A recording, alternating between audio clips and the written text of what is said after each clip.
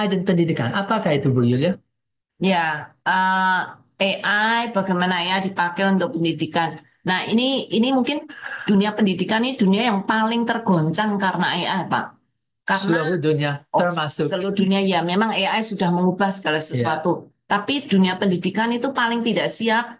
Gereja juga sih. Tapi pendidikan itu yang paling urgent karena mereka harus menjalankan ini dan anak-anak sudah memakai dan dunia pendidikan yang paling harus. Tapi saya punya memikirkan. harapan karena dunia pendidikan dalam nyamannya diri sendiri harusnya bisa belajar.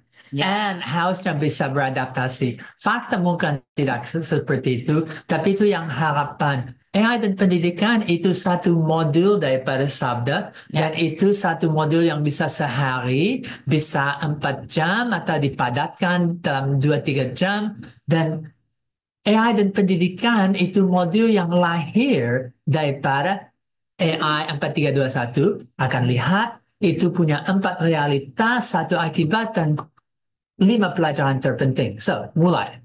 Ini adalah 4 fakta. Ini fondasi daripada semua pergumulan sabda. AI sudah ada. Ya, AI is here to stay. Itu akan ada terus-menerus dan change everything. Mengubah segalanya, segala-galanya, termasuk pendidikan, termasuk cara belajar mengajar daripada gereja sampai seluruh dunia bisnis dan hal yang dalamnya. Nah, pertanyaannya Pak, belum semua bisa deal with it.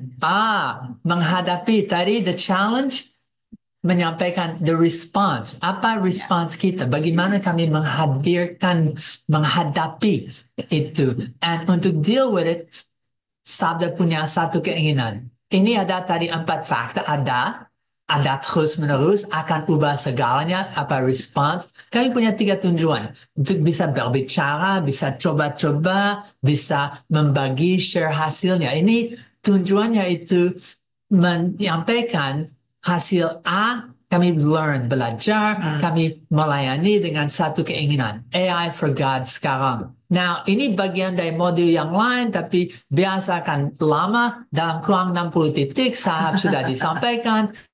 Dan ini kesimpulan daripada semuanya. Harusnya AI for God. Memuliakan Tuhan. Fakta, tujuan, hasil, dan keinginan yang sama.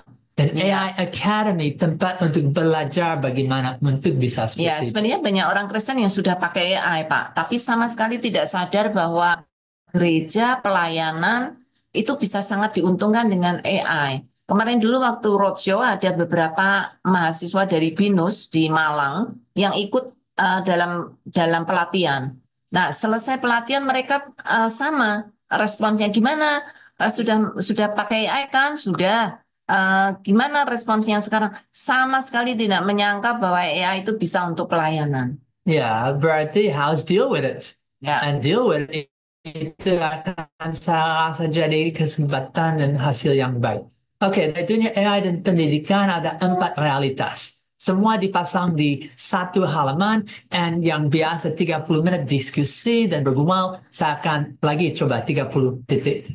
Mahasiswa pasti menggunakan memakai AI. Siswa juga, Pak. Oh, siswa. Oh ya, dari SMP, SMA, sekarang semua memakai itu. Dan hanya mahasiswa, tetapi yang sedang S2, S3. Ya, lebih-lebih. Yang lucu, dosen yang mengelarang anaknya untuk memakai AI sedang memakai itu untuk tulis papers dan seterusnya. Tapi tidak hanya ini ada realitas. Kalau benar, akan harus mengajar mahasiswa-siswa memakai AI dengan benar, dengan hikmat, dengan yang cara efektif. Itu jadi tugas yang paling penting. Karena kalau mereka bisa pakai AI dengan baik, mereka akan belajar dengan lebih baik. Mereka tidak bisa pakai AI dengan baik, gimana cara untuk belajar dengan benar?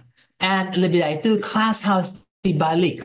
Flip hybrid. Di luar kelas, informasi, dalam kelas interaksi, dan semua yang jadi seminar penuh. Tapi mungkin poin yang paling utama daripada ini, itu cara belajar dan mengajar harus berubah. Dari klasik yang jadi digital harus AI. Yang lama dibandingkan dengan baru yang LOD, Learning on Demand, Just-in-Time Learning, new tools, termasuk GPTs, new methods, termasuk conversational AI, conversation learning, dan hasil yang baru. Dan semua ini tidak hanya ada realitas, tapi ada satu akibat, satu konsekuensi. Berdasar 4 statement ini, saya akan bilang statement yang berikut tidak hanya terpenting, tetapi harus terjadi. Academy, sekolah, institusi apapun untuk belajar, termasuk gereja, harus mikir bagaimana AI diundang ke dalam prosesnya, ke dalam kelas. Itu bisa aktif menjadi assistant untuk mengajar atau assistant untuk belajar, berarti tutor. AI harus saya ulang diundang dalam proses pendidikan.